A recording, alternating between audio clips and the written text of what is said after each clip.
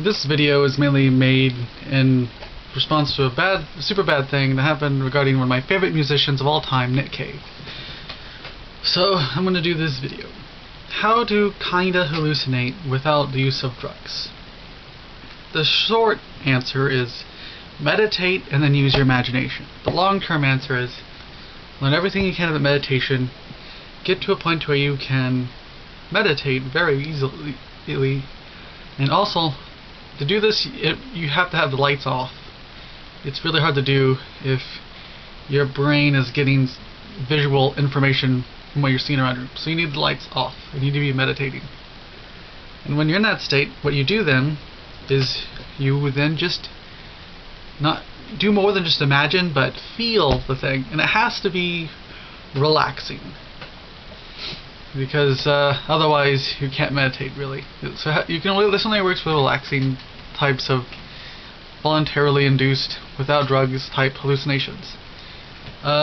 Things I recommend: feel and sort of imagine like an orb of water in front of you that you can touch with your hand, or imagine a light breeze going over your whole body, or imagine that you're floating on water,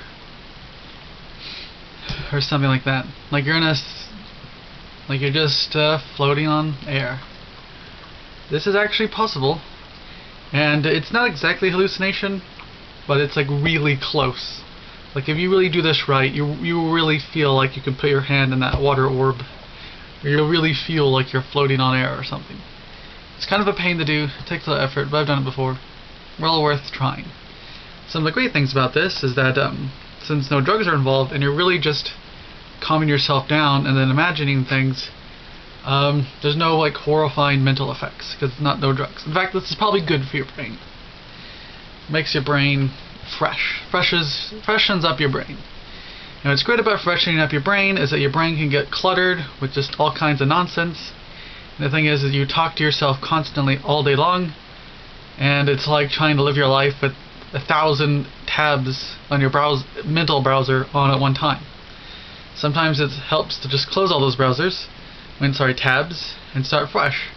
So doing this can help you mentally stay fresh by stop thinking entirely. Stop thinking too much temporarily. Starting fresh from a fresh perspective. And then afterwards, when you go back to thinking, you can have a fresher, more wider perspective, a more forest, rather than just the trees perspective, because you're starting fresh. So yeah, another good thing about it is that you can break out of it at any time. Like you might be a little drowsy if you stop immediately, but if you need to stop, something's happening, you might be a little drowsy, but it's no big deal. You can break out of it and do whatever.